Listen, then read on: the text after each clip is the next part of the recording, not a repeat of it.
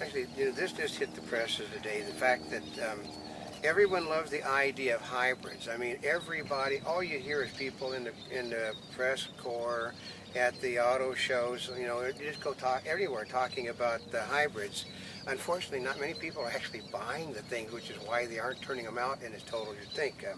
The Toyota Motors hybrid Prius is a big success. In June, the company sold a record 17,000 of them, bringing the sales for 94,000 plus for the first half of the year. It's a winner, but that's not in the case of Toyota's other hybrids. He does mean Toyota for all of you that are curious what that word was. It's his accent. I know. I kind of, it's just my way. I was born in the South, folks. I mean, South LA. No. The Prius amounts for 2/3 of Toyota's sales volume in hybrids, even though the company makes 5 other hybrid vehicles, 3 of which sells under the luxury Lexus brand. Mm-hmm. Nobody's buying the cars. There are a few, just not nearly. Well, not that many. They're not enough to justify the running of the line. Well, actually, I'll tell you a thing, because I spoke with one of the Lexus people at one of the events, and I asked him, I said, does the Lexus hybrid really get that much better gas mileage? And he says, well, it gets about 10% better. And I said, yeah. And I said, and how much more is the hybrid than the other car? And at the time he said, oh, about $10,000. I said, so you get about 10% gas mileage better, costs you about $10,000. I said, well, how's the speed? And he said, oh, it's faster than the other one because you put more horsepower in it. I'm thinking, well, it's great that you don't have less speed, but they put more speed, so it's more powerful. So instead of, it's kind of like you have a hybrid, so it looks good, but you actually get correct. But you have a car that's even sportier than a regular car. Yeah, it's not what, I mean, we have seen Mercedes that have cars that will get really magnificent gas mileage, but they got huge horsepower, they're big bus type. So basically it's a car that's politically correct, it looks good, but it's still a sports car, and it actually performs better than the other vehicle, according to the gentleman. By about 10 grand. Yeah, but here's another one. Honda Motors, this says the pioneer in hybrid technology, announced it was dropping its Accord hybrid. What? That's right. Its Civic hybrid 6-month sale is 17,000 total, which is less than the Prius sells for 1 month. Okay, other hybrids. Ford Motor has only sold 11,000 of its Escapes in 6 months. Only 2,000 in the Mercury Mariner Vision. Nissan's hybrid Altima sedan is not even distributed nationally because there's so little demand for it. Well, are they pricing themselves out of the market, or? Well, it said besides fuel economy, people buy hybrids to make social comments. See, that's not He's already said that about energy environment. The major factor behind the success, though, of the Prius is it looks like nothing else on the road. It's an ugly-looking fish little type car. Well, part of it is like the Prius. I've said for a while that just because you drive a Prius doesn't mean that you're green, and that's kind of been like the de facto car to drive if you're green. Yeah. But it says the other hybrids on the market, such as the Toyota Camry, the Ford Escape, the Mariner, the Saturn, all the other companies, all they are is hybrid versions of cars that aren't selling to begin with.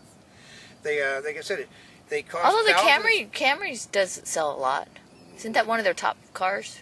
But it doesn't sell. It's not selling as a hybrid because the Camry is starting to slide backwards. Oh. But the problem is they look almost identical to non-hybrid bearing models of the same type, and they cost you thousands of dollars more to drive. Oh, you know what? Maybe that's the key point.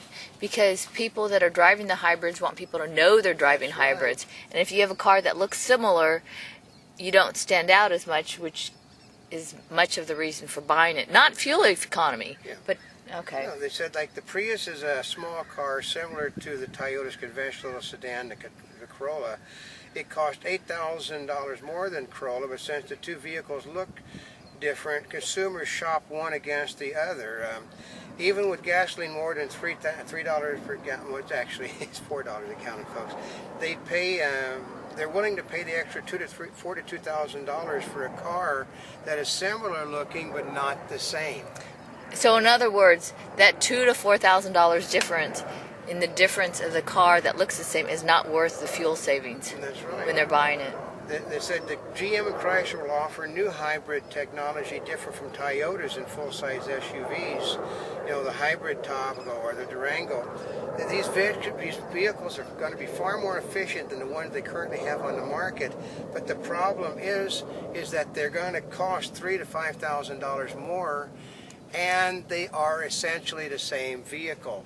Well, the question is, if it's $5,000 more for the same vehicle that gets gas mileage is like 10% better, I mean, why spend the extra money? That's if you're going to get, I mean, if it's a better car and get better gas mileage, significantly. I know, but the problem is if you put it in a vehicle that nobody is buying to begin with, making it a hybrid isn't going to make people buy a car they weren't buying, because it's still a big blunderbuss. Try parking a Durango or a Sierra, you know, in a parking spot at Costco.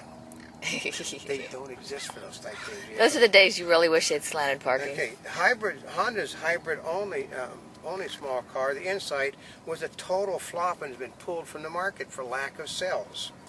They're working on a unique hybrid design that they think will be able to compete with a Prius, but they simply can't get to something that basically is different enough that people want to buy it as a status symbol. They said the best chance for growth may be in the plug-in hybrid, a car that runs distances on batteries, can recharge the batteries off the power grid. The problem so far is that the batteries are so huge and weigh so much that there's a bit of a problem with that vehicle. Said, and then well, you know, part of it is you want the version where you can plug it in or you can get gas, because who wants to be stranded? They know that problem. You know, you can't go very far. Several manufacturers are dabbling with hybrids, but they're covering their bets with diesels. The problem is diesels are already a lost cause in California. Unless you can pass certain tests, they're not going to allow you to drive a diesel in California. So, but they said that General Motors and Ford and Daimler, Chrysler, all promised to put diesels in their regular pickup trucks in 3 years. The problem is that people aren't buying the regular pickup trucks to begin with anymore. Once you have a good pickup truck, you don't tend to get another pickup truck. So putting another better engine in it, making it more fuel efficient, and diesel is actually higher than regular fuel. So it said basically you aren't going to sell something with a different engine in it that people have stopped buying. So Ford talks about twin turbo additions to gasoline engines will give them diesel fuel-like addition. The new technology is not something in the distant future. You know, it's here now, but the problem is, once again, they intend to put it in vehicles that nobody are currently buying. You know, going small would mark a traditional change in American thinking if it indeed is going to happen. You know, bigger is better, but the problem is, bigger, if you're not buying bigger now, you're not going to buy bigger in the future. So what does seem certain is that the common hybrid approach, basically converting a vehicle that no one is currently buying into a hybrid, is not going to increase your sales, but probably going to, you know, drive you further out of the business. So until the next time, this is Oldecam.